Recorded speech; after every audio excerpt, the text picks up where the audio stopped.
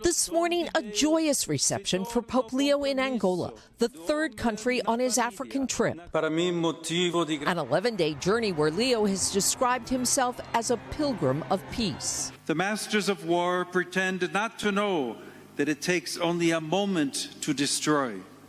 Yet often, a life is often not enough to rebuild. Now Leo explaining that not everything the first American Pope says on this trip is directed at the American president.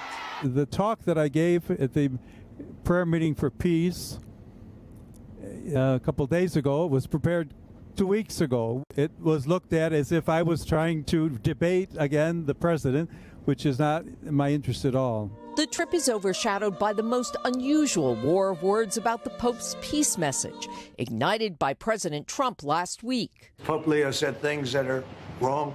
I think he's very weak on crime and other things. Leo did not back down. I have no fear of neither the Trump administration nor speaking out loudly about the message of the gospel.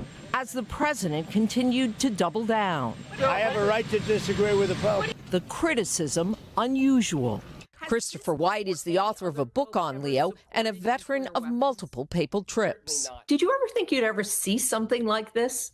This conflict is unprecedented. On the other hand, it does sort of make sense. Pope Leo and President Trump have very different leadership styles, very different visions of the world. Now some in the president's own party advising Trump to move on. I think he wants a better world, but I don't agree with him about this new holy war with the Pope. As the Pope works to try to keep the focus on his trip.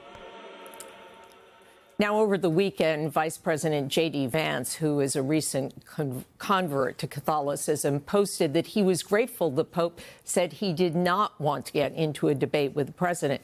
But, you know, another thing people are talking about is this is the first native English-speaking Pope, and maybe perhaps is because there's no need for translation. That's what's amped this up. I don't think that's true. In the past, there have been disagreements between the presidents and popes, but this is the first time we have seen an occupant of the White House go directly after the leader of the Catholic Church with such vitriol. It really is a shock. And Thompson, all right, and keep us posted. Thank you. Hey, thanks for watching. And don't forget, you can catch the Today Show every morning on NBC or take Today when you're on the go. Just follow the Today podcast on Apple Podcasts, Spotify, or wherever you listen.